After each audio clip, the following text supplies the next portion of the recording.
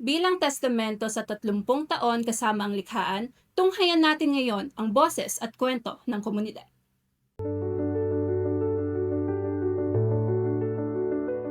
Simula po ng 13 years old ako, naging miyembro na po ako ng likhaan bilang isang youth. Kung paano po mag-family planning, kung paano po mai-handle ang pagpapalaki ng mga bata ng maayos.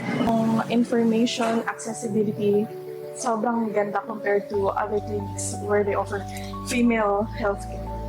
Sila yung tumulong sa akin para magkaroon ako ng pangunawa regarding sa kancer. Maganda po yung pakikitungo nila sa mga tao. Naiwasan ko yung mga risk ng pagbubuntis. Kung mag-implant po yung gamit ko, 3 po yung anak ko ngayon. Sobrang ganda ng serbisyo nila, tsaka yung mga staff, ang babait nila.